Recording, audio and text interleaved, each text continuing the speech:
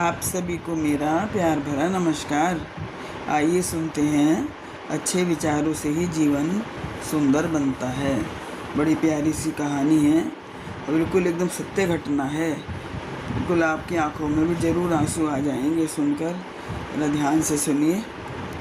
Ronald Nixon, जो कि एक अंग्रेज़ थे, कृष्ण प्रेरणा से ब्रज में आकर बस गए। उनका कन्हैया से इतना प्रगाढ़ प्रेम था कि वे कन्हैया को अपना छोटा भाई मानने लगे थे।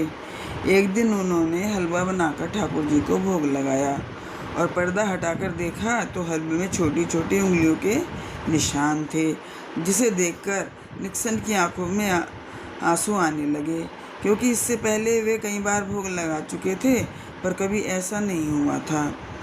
और एक दिन तो ऐसी घटना घटी कि सर्दियों का दिन था। निक्सन जी कुटिया के बाहर सोते थे। ठाकुर जी को अंदर सुलाकर विधिवत रजाई ओढ़कर फिर खुद लेटते थे। एक दिन निक्सन सो रहे थे। मध्य रात्रि को उनको ऐसा लगा जैसे किसी ने आवाज़ दी हो, दादा ओ दादा। उन्होंने उठकर देखा, जब कोई नहीं दिखा तो सोचने लगे हो सकता हो हमारा भ्रम हो।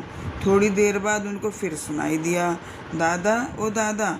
उन्होंने अंदर जाकर देखा तो पता चला कि वे ठाकुर जी को रजाई उड़ाना भूल गए थे। वे ठाकुर जी के पास जाकर बैठ गए और बड़े प्यार से बोले, आपको भी तो सर्दी लगती है।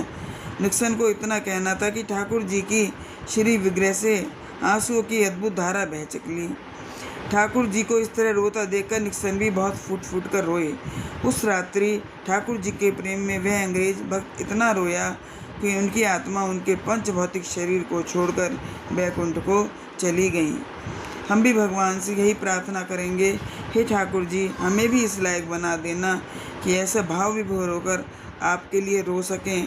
और इतनी प्रार्थना करते हैं कि हमारे अंतिम समय में आप भले ही दर्शन न देना, लेकिन अंतिम समय में ऐसा भाव जरूर देना जिसके लिए हम आपके लिए तड़पें और व्याकुल होकर हमारी मृत्यु हो।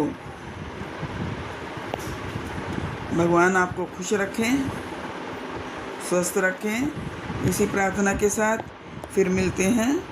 राधे राधे।